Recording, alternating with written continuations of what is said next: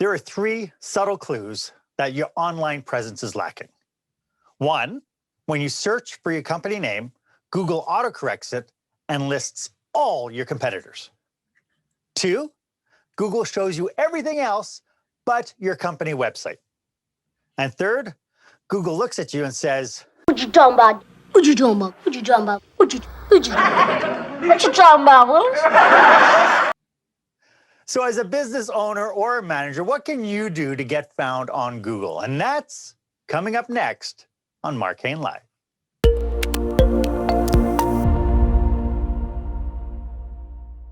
Welcome back to Mark Hain Live, where small business owners and entrepreneurs pick up core skill sets to help them work on their business, not just in their business. I am your host, service expert, and master of experiences, Mark Hain, and today I will be speaking with SpinFrog's marketing expert, Terry Watkins, and we'll get to her in just a minute.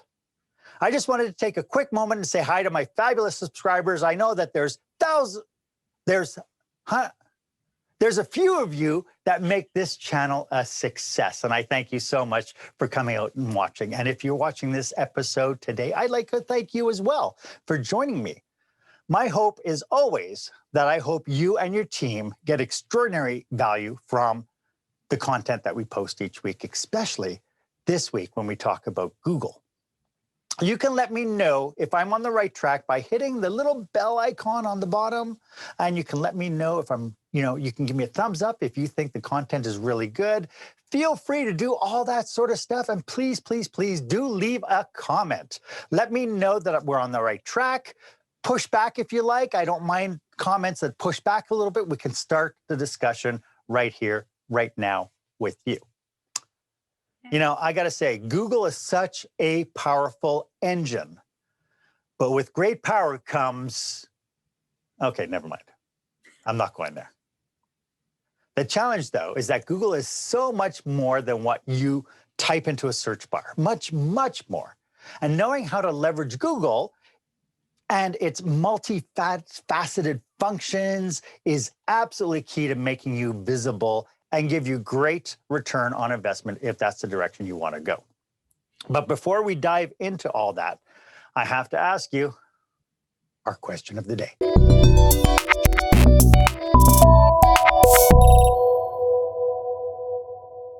If you had a magic key, what would you like Google to do for you? Why don't you put your feedback in the comments in the comment box below? I'd love, again, like I said, to get the conversation started. And in order to do that, I have to introduce my guest today. My guest today hails from North Carolina. Having graduated from the Guilford College with a major in psychology and a minor in business marketing, Terry Watkins is the founder and the chief idea catcher of SpinFrogs. She is a forensic marketing specialist and a brand builder, and Terry works with organizations that want to peel back their marketing strategies, identify snags, and propel their brands forward. Seated by her mission to create impact, over her career, Terry has helped shape the marketing presence of small businesses worldwide. I am so happy to introduce Terry Watkins. Welcome to the show. It's so nice to have you. I love that smile. Thank you so much, Mark, for having me. And I got to say, that's probably one of the best introductions I've ever had. So that's fantastic. And I'm going to have to use that. It's great. I'll send you the transcript. Thank you. Thank you. It's my honor and privilege and pleasure to be here to serve you and your listening audience. So thank you so much for having me on the show. Well, I appreciate your generosity to make the time for me to do this. And I know that I tipped your hand a little bit with the introduction, but maybe you could start off by telling us a little bit about what you do for your clients. Yeah. So SpinFrogs Marketing operates as a forensic marketing firm who focuses on being a translator for business owners so that they can avoid the pitfalls in their marketing, maximize their return on investment, and their impact with their goals and their mission. So that's really what we do. The how we do it, well, really depends on the organization. A lot of business owners turn to SpinFrogs when they're frustrated with the time that it takes and the channels that they need to be on. They're confused about going digital, or they're just annoyed that they don't know if they're seeing a return on investment for their marketing. And so Spin Frogs not only helps them catch the ideas that stick, but we've worked with hundreds of businesses, helping them to grow their revenue anywhere from 10 to 1200% in just 1 year through effective strategy. It's amazing. That's awesome. That is Yeah. absolutely, and it's just through creating really good strategy. It really is having a strategic plan, assisting with streamlining what networks should we be on or in, overseeing that strategy for maximum return on investment on all of the efforts, customizing that plan so that it assists their teams, those business owners' teams, to stay on track with that company's goals, their mission, their vision, their values, so that they can have a consistent brand message across the networks and make it so that that business never loses its voice online. We even consult with in-house teams on potential pitfalls in their current strategy so that they can see the newest marketing trends and practices and stay top of their game. Because really, that's what helps us stand out as a business in our community, in our industry, is knowing that we're staying top of our game and we're providing that value for our customers. So that's what we help our business owners do. That's awesome. Well, and right there is, the value of the reason why I was so looking forward to getting together with you on this podcast, in order to kind of help people along, because I know that small business owners struggle. They struggle with trying to think outside of what is it that I typically do and what do I need to do now in order to move myself forward. And to get us started here, maybe we could start talking about what are some of the big mistakes that people are making when it comes to Google. Yeah. Well, the number one mistake that I see business owners making all the time, and listen, I get it. You're a business owner, you're wearing multiple hats, there's only so much time in the day, you're stretched very thin, and that to-do list is 1.5 miles long. I get it. So it's easy to let things like this slip through the cracks, but it's a huge missed opportunity. So inside of our Google My Business, first of all, Google My Business is your local listing inside of Google. It's what helps you show up in the maps. Now, even if you are a business owner that's working from your home office, just like I do, and a lot of us are doing this year, we work from our home office, we probably don't want people showing up on our doorstep to buy our products and services. Well, inside of your Google My Business, when you claim your Google listing, you can control it and say you have a service radius, a service area. Now you're not displaying your physical location because you're providing a service area that's acceptable inside of Google. So the number one pitfall we have here is people don't always claim their My Business listing. So it sits out there unclaimed. Well, that eliminates the ability for people to find you. That eliminates the ability for people to leave reviews for you. And it eliminates the ability for you to show up in the rich snippet section of Google when people are looking for your product and services, because you don't have any product and services listed for you to show up there. And you haven't updated any posts in there for you to show up there. So you're not adding any value to your My Business listing, your local listing, that's going to help you become more visible for the people who are leveraging the Google search engine to find you. Nice. And that's the number one challenge. Yeah. And, it's funny that you say that, because I was talking to a cyber expert and he says, a lot of times what will happen if people find you, if bad people find you on Google and they see that you haven't claimed your listing, they are more than happy to grab your name and then hold it hostage, charging you to get that name rights on Google. And so when somebody else has it, they can do almost anything they want with it until you contest it or you find out that this is what they're doing, and then have to fight that battle. So, and who has time for that? You think you don't have time to go claim your listing? Do you have time to go through a lengthy court process to try and prove that you had the name first? I don't think so, Tim. I'm just not going to do that. And here's something to think about too. Google will never call you unless you've put in a service request for them to do so. Google does not make phone calls. And I'm saying this very intentionally because there is a scam going on right now with an organization that has recorded Google's pre-recorded message saying, this is Google calling about your Google My Business listing. There's a problem with your verification. Press 1 to speak to an agent. Well, you press 1 to speak to somebody. Google is not making that call. I'm telling you, it is not Google making that call. It is somebody else that's making that call. And it is a trick to get your credit card number. Yeah. Okay. Yeah, So there's if so you much get out there. that call, report it and hang up. And then go and make sure that you do have your Google My Business place claimed. And it will tell you that it's claimed. There's a green verification button that shows up when you sign into Google My Business that says verified, and there's a check mark next to it. Gotcha. If your listing is there and it has the verified, it's all good. Now, if your listing is not there and it's not verified, go get your listing because somebody is looking for it. They're looking for it.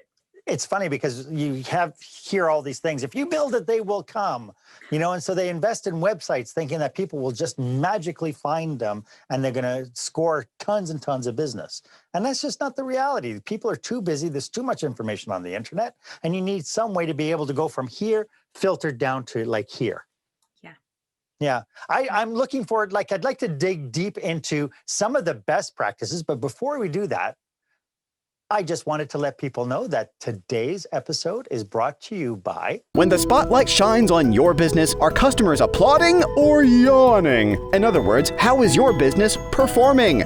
Make your business a star with the new book, Lights, Camera, Action, Business Operational Excellence Through the Lens of Live Theater by Mark Hain. Mark uses his business and acting experience to help you see your business like a live show so you can create a performance your customers will never forget. Buy Lights, Camera, Action today at your favorite online retailer or directly at markhain.com.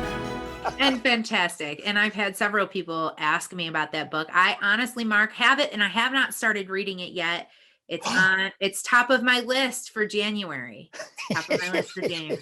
It's because you're just so darn busy. I understand that. I understand that. Well, but I do allot time for continuing education. And as business owners, we need to, because if we're not allotting time for continuing education, either in business, in management, or in our industry, we're falling behind. We have to stay top of the trends of what's happening in our industry, in business, in marketing, in communication, because if we don't, we're losing market share every day we don't. Yeah. And, you make a good point, because I see lots of businesses who do fall into this realm of, I'm in my business, I'm doing what I'm doing, and so on. But until you peek out and see what's going on in the rest of the world, you're only living in your bubble. And this is where I find associations are great, networking opportunities are great. I'm finding now that with COVID-19, even though a lot of businesses are closed now, and I'm hoping to goodness the viewers here, the people who are on this are not one of those people, because I know how tough it is. You have rent to pay, you have employees to pay, and so on. And it's highly, highly stressful time. But having said that, this is also the time in which you can now invest in your business. All too often, people are way too busy to do anything in their business. It's like, oh, I'm just too busy, I can't do it now. And then when it gets quiet, it's like, well, now it's a question of funding and so on and so forth. And we have lots of episodes on Mark Hain Live that will help filter some of that out for you. But you started off by talking about Google My Business, which I think is such a great tool. But I imagine that Google My Business is not just a question of just checking some boxes. Are there any best practices to optimizing one's Google My Business listing? Excellent question. Yes, there is. So when you initially go through the claim process for claiming your listing, it allows you to select one industry and one product or service that you're going to put in there. But once you have your listing claimed, you can go into the services section, and you can go into the products section, and you can add products and services. When you add products and services, these are keywords that people might be searching for you by. They might not know who you are. They might not know your business name, but they might be looking for the problem that you solve. And that problem tends to have a similar name to its solution. So if you think in terms of the problem that you solve and the solution, and you put that into your services, oh, you're so much more searchable now. You've just put a whole bunch of keywords in there that are going to help Google rank you organically in the maps so that people can find you. So that's definitely number one. And number two is update, update, update. Post there like you would post to any social media network, right? We're posting into Facebook every day. We're posting into LinkedIn at least once a week. We're posting here, we're posting there. Remember to post into Google because that helps you. And if we keep Google up to date about what's happening in our business at least once a week. Now, every week it will go away. It goes away after 7 days. That's just how Google My Business works. But if we post once a week in there and let people know about special offers that we have or things that are going on in our business, it lets people who are Googling for your products and services know that you are still in business, for one. And for two, it gives them a little bit of insight in terms of your methodology, how you do what you do. Because that's really what we want to know. We want to know that you have the most logical way for doing what you do. Because I'm not going to spend money with you if I don't think that your method makes sense. Yeah, people are looking for experts, right? Exactly. I'm only going to spend money with you if your method makes sense. Yeah. How important are photos on Google? Oh, photos and video are incredibly important on all of the platforms, but they are very important on Google. And why is that? Our focus as humans is like less than a goldfish, guys. 6 seconds. You have I'm sorry, seconds. what? I'm sorry, what? I think I missed that. What did you say? Right, exactly. 6 seconds. We have 6 seconds to earn 30 seconds, to earn a minute, to earn 3 minutes. Okay? So if you only have 6 seconds to capture somebody's attention, can you do it with a bunch of words or can you do it in a image? Yes. You can do it in an image. You can do it in a video. You can do it in a GIF. GIFs are fun too, where your image is still, but part of the image moves. The rest of it stays still, right? Okay, we've seen those. But all of that stuff is really important for getting the eyeballs. Because at the end of the day, it doesn't matter how good your copy is. If you don't have anybody reading it, it's useless.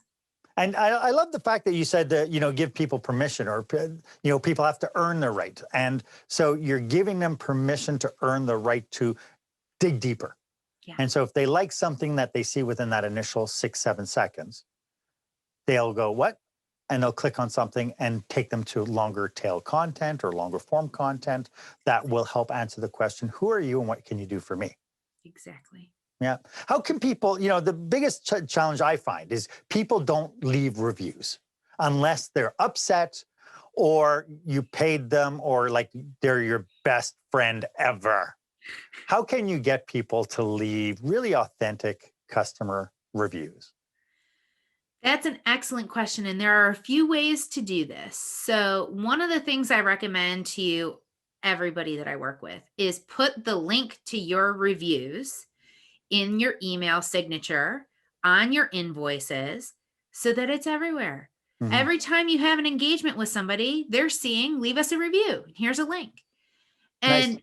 It's just that subtle reminder that when they're happy, they're going to do it because they see it. It's there, right? Another thing you can do is write the review for them.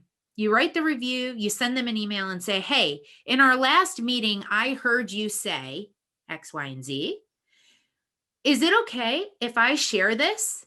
Or would you be willing to post this on your behalf on Google on my page?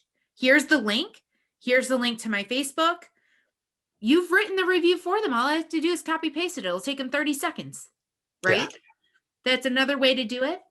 One of my favorites, though, that I love to do is like a contest. So you have a contest for the reviews. One of my clients just did this, actually. She did a amazing giveaway with a local business. So she purchased this gorgeous local gift basket filled with all sorts of goodies. And she said, for whoever leaves the reviews, they'll be entered for a chance to win this gorgeous gift basket. And you can do this in 3 ways. It can be a written testimonial on Google or Facebook. It can be a video testimonial, or you can do it as a social media takeover. You come over onto my page and you post the video directly on my page and you tag me, right? Those were her 3 ways to enter. And if you did all 3, you got entered 3 times. Nice.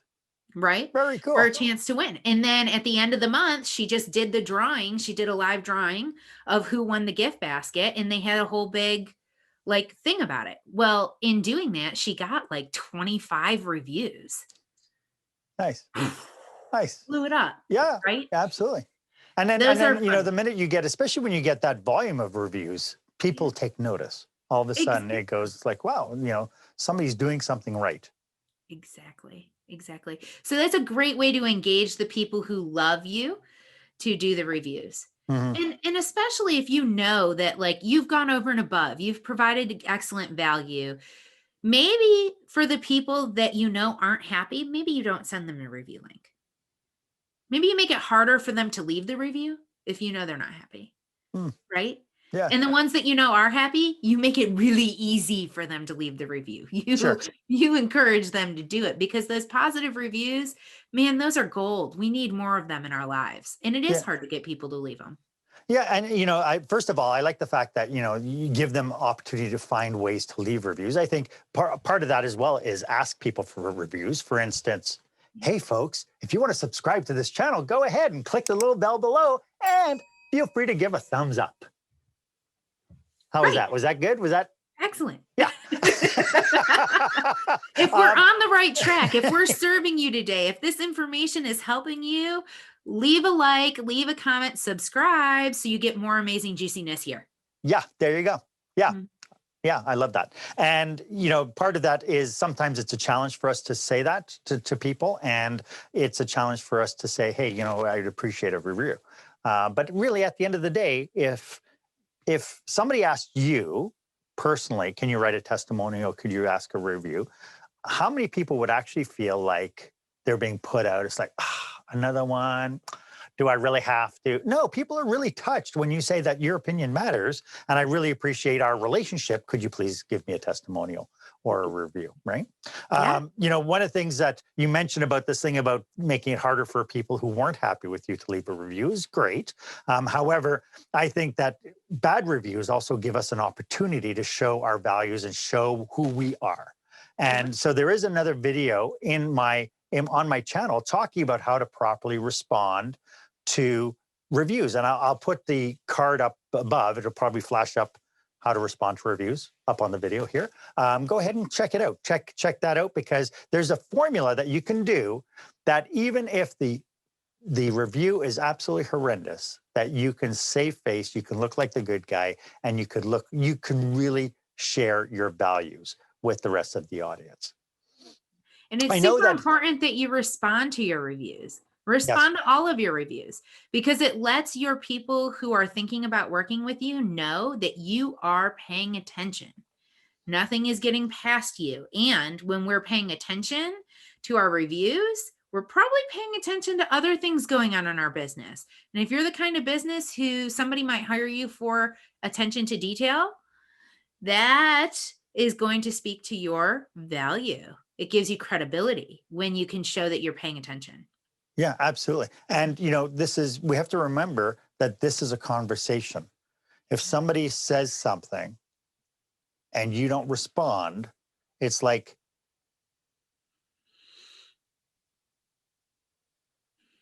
tumbleweed blowing in the wind. Do I matter? Like I just said some really nice things. What, you can even say thank you? Exactly. And then all of a sudden they feel remember, Maya Angelou said this, people don't remember what you say. People don't remember why you said it. They only remember how you made them feel. Mm-hmm. So if they write a touching review, testimonial, a recommendation for you, and you don't acknowledge it, you have made them feel insignificant. Do you think they're going to do business with you again? Probably not. Yeah. Right. And if they are somebody who's upset, all people want really is the ability to be heard.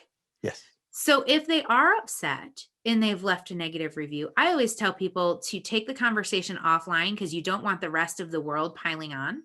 Yep. Take that conversation offline, see how you can make it right, because it has happened before. People have gone back and changed their review because of how you've handled that situation. Absolutely. They just want to know they were heard. Yep. And again, if people want to tune into that one episode, I have a little formula in there. And, some people would say, oh, it's a formula, it's inauthentic. No, it's not.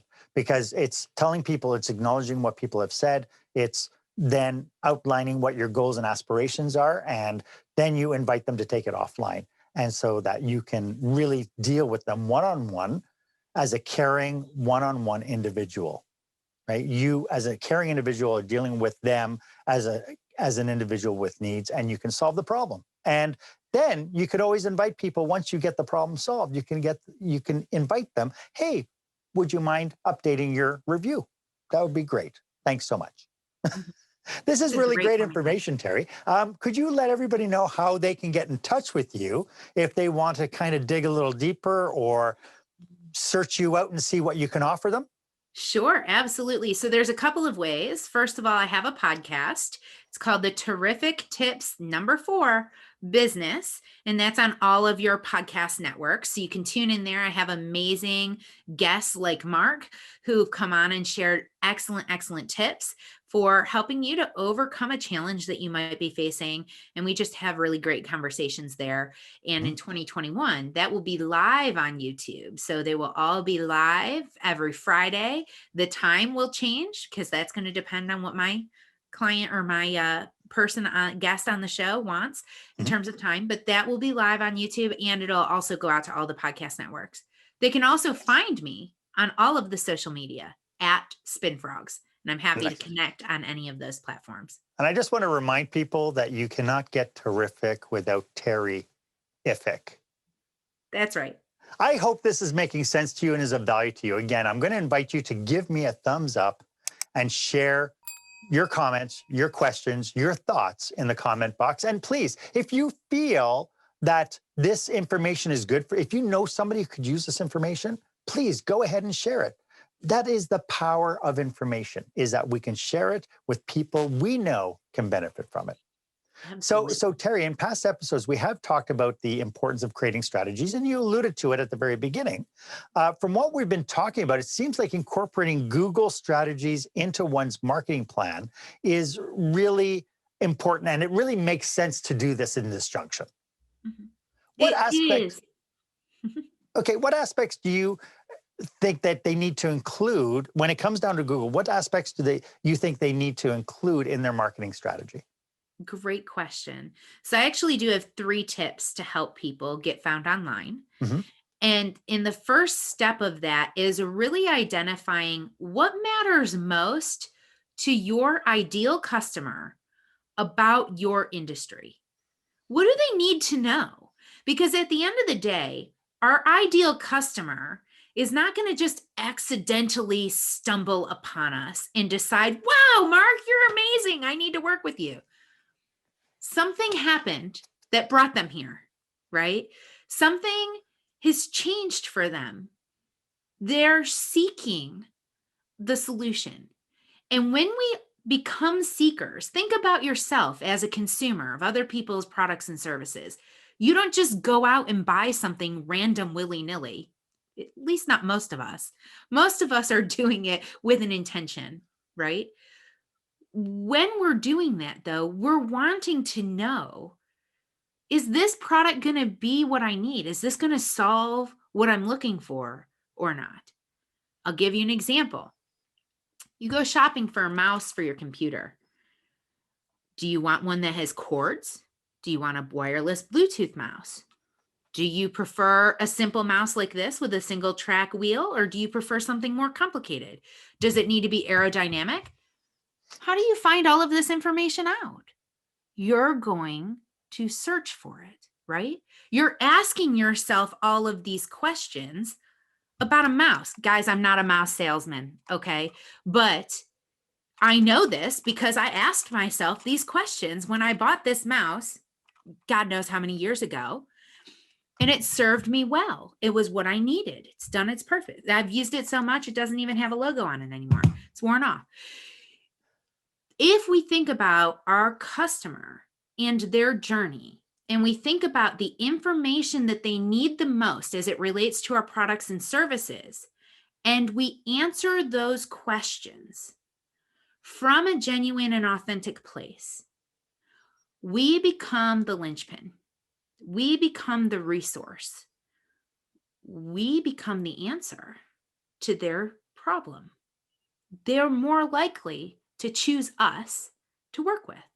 And Google is more likely to rank you because you are providing valuable answers to its users' questions, right? So how can we figure out what our customer needs to know about our industry? Where can we look for that information? Because that might always be changing depending on the industry, right? There are two useful tools. The first one is called Quora, Quora. This is a social media platform. It's more in line with the traditional forum concept. So people create a username, log in, they ask questions, they can answer questions, they can provide links, they can provide feedback about the answers that are there. It is a very transparent platform. You represent yourself. There isn't nebulous screen names or usernames here, okay? So the answers and the questions that you're going to get are probably a little bit more guarded than an all-out straight-up question that somebody might be asking when they're behind their desk at a Google flashing cursor, okay? The other place you can look to for maybe some more transparent questions would be Reddit, Reddit. Reddit is another one of these forums, but the users there are creating user screen names or profiles. So I could be there as an alternative name, right? So could you, Mark. You could be there as an alternative name. And because it's not me and it's not you, we might pop in there and ask a question that might be a little off color. Why the heck do I want this mouse? It might have different language to it, but it's because we get to have that anonymity feature, and the answers you're going to see there are much more transparent too. And this transparency is important to translate into your website because what that creates is authenticity. It's that genuineness. And our bullshit radars, for lack of a better word, are off the charts this year. Okay. We have to have that authentic approach. And so that Reddit component is going to give you that authentic question, that real question that people are really Googling. The question they're really Googling is appearing in Reddit because they can hide behind their username. Right. There's no judgment, right? There's no judgment. Exactly. The reserved, socially acceptable question is going to appear in Quora. Okay. Now you can use these two platforms just to do general searches to see what people might be asking. And then you create your own content to answer those questions. If you know there's a question that people are asking because you hear it all the time, that's another question you might want to answer. I always tell people start with your frequently asked questions and then branch out. We've got to add on to that because the frequently asked questions are things that everybody's answering. So think about the other questions that you're hearing and see if you can answer those. And in one of our other episodes, I talked with a marketing specialist, Gary Maxwell, and he was talking about how one of the first steps anybody can take is actually look at your competitors' websites and see what they're talking about. See what their conversations are like as well. Mm-hmm. Yeah, and that's a good place to start. I would say the biggest challenge that we run into, though, is that comparison component. We end up falling into this comparison trap of what they're doing, and then we want to compete with them instead of figuring out ways to be cooperative. And I find that our society moves forward faster when we look for cooperation instead of competition. Yes.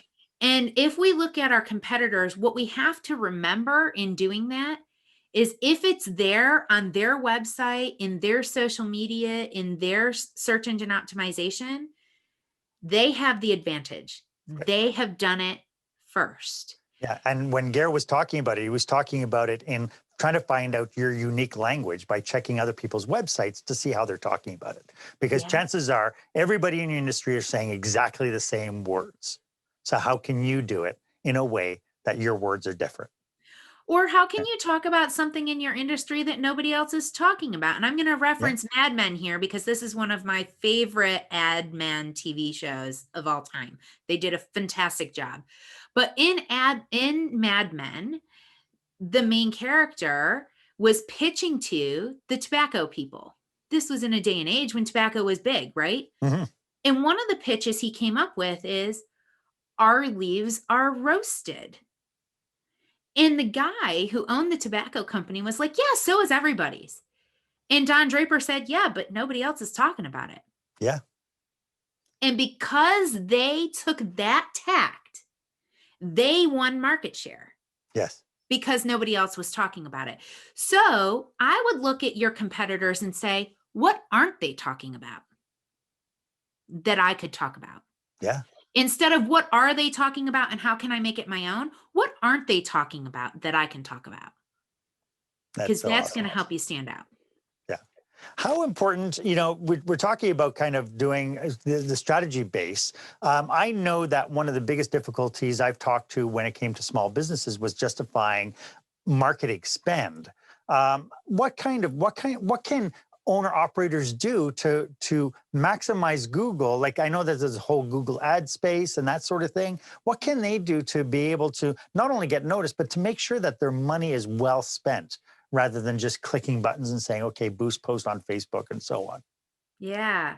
So I think that's really where we're at right now. We're talking about the meat of that. So that step one is identifying what your customers need to know most in the industry and what your competition isn't talking about, because those two components provide you with content, and content has been king for a long time. Guys, this isn't changing. Content is still king. Content will continue to be king for a long time. And the reason is because when we provide valuable content that answers the user's query, Google provides preferential treatment to you and will rank you better for those answers. And when they rank better for those answers, they get more clicks on their ranking, which then gives them the chance to win that business. So that's one thing we can do. When it comes to ad spend and marketing spend, I think the number one thing to identify is, what is the main point? Like, what are you trying to accomplish, first of all? And who are you trying to serve? Because if we don't answer those two questions, we can waste a lot of money and a lot of time. And as business owners, we have one of two things to spend. We can spend time and we can learn how to do it, and we can make it effective over time. Or we can spend money and we can hire somebody whose methodology we believe in is going to serve our needs and is going to produce results for us in time. It always takes time. Sure. Everything online takes time, but so does anything in life, right? Mm-hmm. We're not going to lose weight tomorrow because we made the decision we want to lose 100 pounds. I'm sure there were a bunch of hunter-gatherers who looked at the first farmer and went, what the heck are you doing? Growing things takes time. I wish it was instantaneous. It's not. Nothing is instantaneous. So first things first is making sure you have the right expectations of your marketing. And remembering that marketing is science. Okay. And I say marketing is science because we have a hypothesis, just like we do in science. We think that we have a product, a service, an ideal customer identified. We think we have the language that's going to associate with them. We think we have the answer. Now you got to prove this is our hypothesis. We have to prove the hypothesis. Same with science. Exactly. So what do you do to prove the hypothesis in science? We test it, right? We test it through running an ad. We test it through running a campaign, an email campaign, a billboard, a direct mail piece, a social media ad, social media posts, a podcast. We test it in a lot of different ways. And we measure, we track, and we measure This is where the forensic stuff comes in. We track and we measure the results. Okay. And we have to know what it is that we're looking for in the results, because we get a lot of numbers. We get a lot of numbers from Google and from Facebook and from Instagram. And what the heck do all of these numbers mean, Mark? What does it all mean? We have to know what we're looking for so that we know if we found it or not. Right. Right? Because we can't pivot our strategy. We can't change or adjust anything if we don't know if we've found what we're looking for. Okay. So we've got to Makes perfect start with sense. the end in mind. Yes. I mean, this is such great information. And, you know, it just goes to show how strategic that we really, truly need to be in order to pull this off. Do you have any strategies that we haven't talked about today that those who are listening could use and apply right now? Yeah. So step number 2 in our 3-step process is share why you care. Because if you share with your people that you want to serve why you care about them to begin with, they will care about what you share. We've got to show them why we care. Yeah. So if you don't know why you do what you do, if you got into doing it because you accidentally fell into it, it happens. We all fall into a vat of something from time to time. Think about it. Get quiet. Think about, why do you care? Why are you still here? And if it's something you don't care about anymore, stop right now. Stop doing it. If you're doing it because you're trying to make more money, there are other ways to make money. Yes. You don't have to do it the hard way. There are a lot of other ways to make money. So and luckily, you know, the entrepreneurs that I run into, they are super passionate about what they're doing. Yeah. Sometimes they forget why they're doing it, but they, at the core of who they are, I like to call them incidental entrepreneurs, where they kind of just fell into their business, like usually up to here, and realize that they don't have necessarily all the skills to be able to do everything, but they're extremely passionate about what they do and how they do it. Mm-hmm. Mm-hmm. Getting that out there and getting it shared, the ones who do it really well are the storytellers. Mm-hmm. They're the ones who are showing behind the scenes. You know, a restaurateur is showing behind the scenes of making the daily special. You know, a hardware store is talking about best practices to do something. You know, we're coming into our heavy snowfall season now. So, you know, a hardware store owner is talking about, you know, the best way to handle a shovel to put the least amount of stress on your body, or what is the best kind of snowblower that you should be looking for this kind of snow, and that sort of thing. These are the people who are providing value, not selling. They're providing value and saying, this is what's important to me. Correct. Yeah. And if you're an entrepreneur that's listening to this and you've lost sight of your why, I highly recommend Simon Sinek's Start With Why. It's a fantastic book. And the methodology that Simon takes to helping you tap into that heart line it's key. I've done the Find Your Why method, process 7 different ways with 7 different people.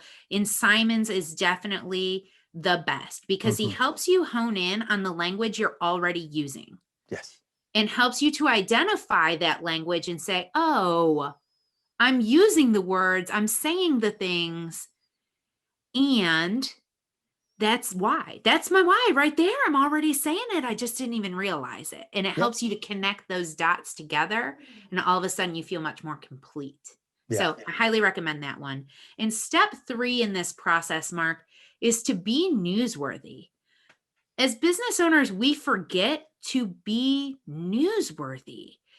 Anytime something happens in our business, if we're an attorney and we've just won a court case, a lot of times we don't talk about it because of client confidentiality. We need to talk about it. Even if we don't use the client's name, we can still say, hey, I just went to court for X, Y, and Z problem and we won.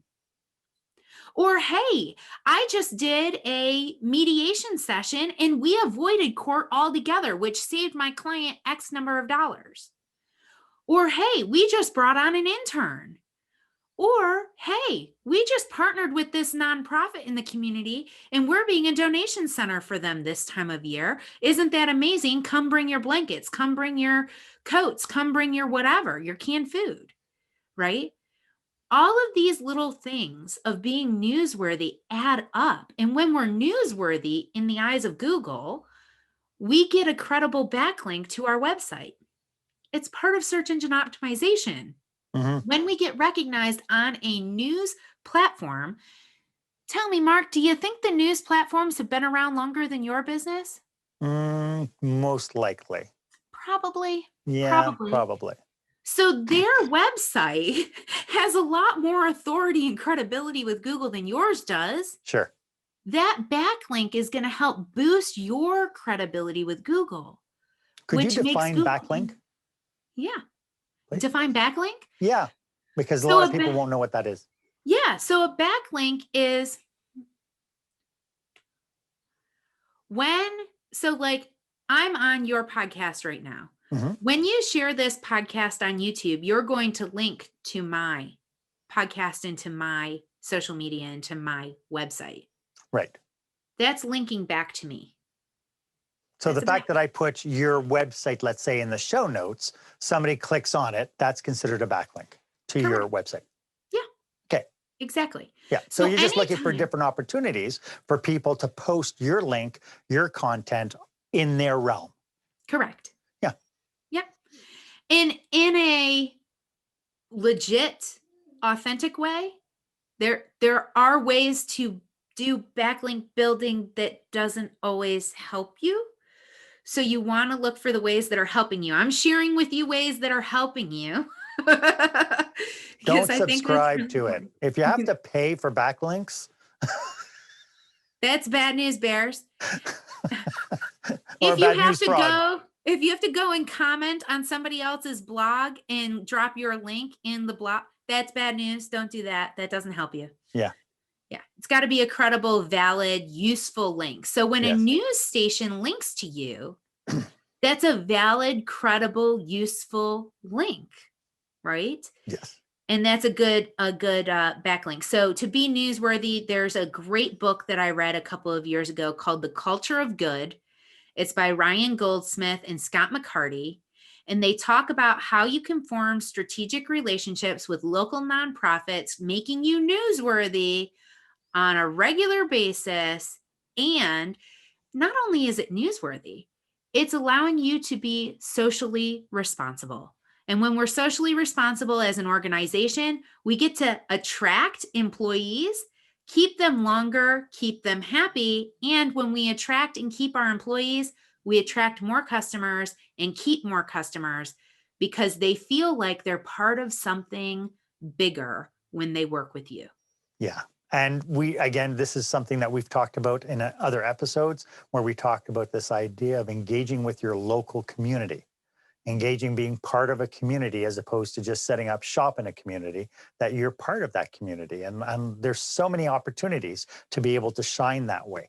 And even to do a best of, I don't care if you're, Guido's Pizza or Johnny's Pizzeria, and you create an award once a year to say, this is Johnny Pizzeria's award for humanitarianism in our community, or for volunteerism or whatever, and you put a criteria together. Well, every time you launch that, that's a huge win, and it's super cost effective, gets you tons of mileage.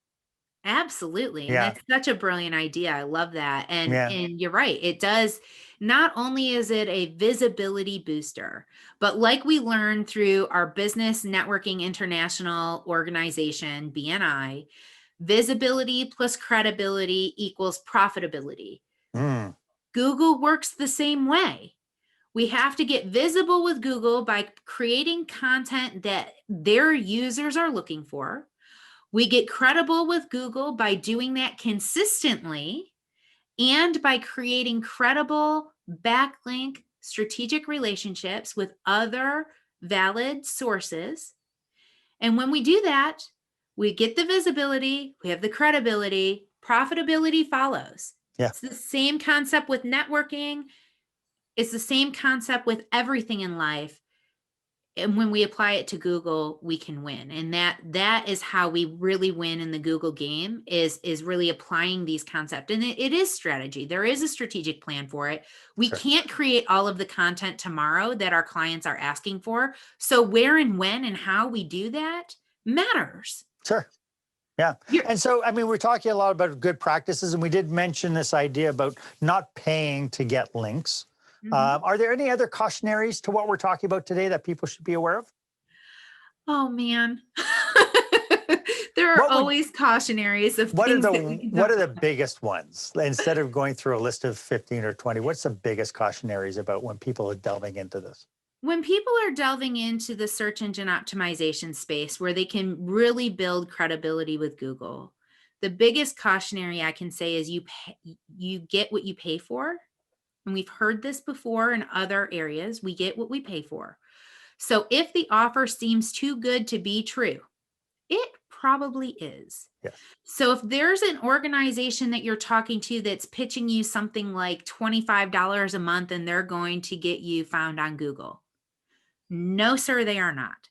Yes. They might for now, until Google comes in and shuts them down and blacklists them in every website that they're managing. We don't want that. And it breaks my heart because business owners everywhere are trying to do this in the most cost-effective way. Yes. So they're looking for these cost-effective solutions, but because they don't know what they don't know, they're agreeing to these things. And then before you know it, their website's been hijacked. Google has shut them down for black hat practices, and they don't even know what that means. Yes. But it kills their credibility. They can't use that domain anymore. They have to change their web address. They have to rebrand and to completely redo their website. They have to take it from that person and put it onto a different platform. Costs you a lot more money in the long run. So I would say before you move into this SEO space, get educated on it at least a little bit, know a little bit about it so that you can hold whoever it is that's going to do it for you accountable to your company's goals and mission and purpose. Because at the end of the day, not all marketing agencies are created equal. Right. There are amazing marketing agencies out there, but they're not all created equal. And I get a sense, you know, if it feels like it's a Band-Aid, again, I'm going to go back to the hunter-gatherer versus the farmer analogy that I used earlier. If you're a farmer and somebody comes to you and says, instead of taking the 3 months to grow the corn, I can give you something that's going to give you corn in a week. It's a natural system. It's impossible.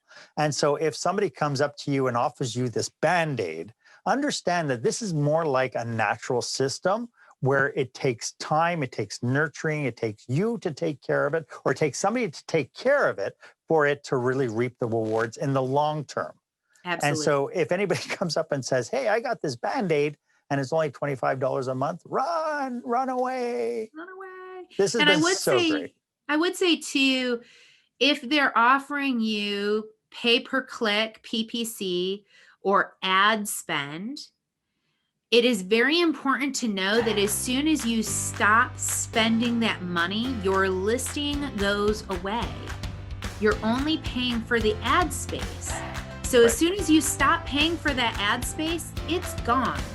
Ads will get you an immediate response right now, but it doesn't have a lasting effect like some other marketing strategies do, like search engine optimization does. So that's something else to keep in mind too. An ad is a flash in the pan in comparison to some other long-term strategies. Sure. This has been fantastic. Terry, thank you so much. Could you just remind everybody one more time how they can get in touch with you? This has been fantastic. Thank you so much, Mark, for having me here. If this has served your listening audience, I hope that they are liking, they are subscribing below, they're leaving comments to let you know that we're on the right track in terms of the content that's serving them. They can reach me at the Terrific Tips for Business on all of the podcasts, or they can go ahead and reach out to me on Instagram, Facebook, LinkedIn, I'm Terry Watkins, but Instagram, Facebook, and YouTube at SpinFrogs. And I'm happy to connect with your audience. I do offer a free 30-minute a conversation with anybody, all they have to do is go to my website and hit my Calendly link that's down at the bottom, it's the purple button. Yep. And they'll get a chance to get on my calendar, and I'll have a free 30-minute conversation with them just to talk about what they're dealing with and see if I can't give them some insights to show them the way forward, even if it's not with me. I want to help people make the best decision for them, for their brand, for their business, so that they can reach their goals this year. That's beautiful. That's wonderful. Terry, thank you so much. Thank you. I appreciate it. And thank you, everybody, for listening. If this has been of value to you, again, I'm going to ask you, please click the subscribe button, click the like button, go ahead and leave a comment, go ahead and share it, do what it. If this is of value to you or somebody that you know, react to it. Let's start a conversation. Again, this is our community. This is our conversation. I would love to hear from you. And likewise, I will make you the same offer as Terry just did. Every episode, I offer you a free 30-minute consultation brainstorming session with yourself and your team. 30 minutes free with me, absolutely no sell. This is all about you, about brainstorming whatever's top of mind for you so that we can help you move forward as well. As always, I am at your service. I hope you stay safe, stay healthy, and dare to be the exception.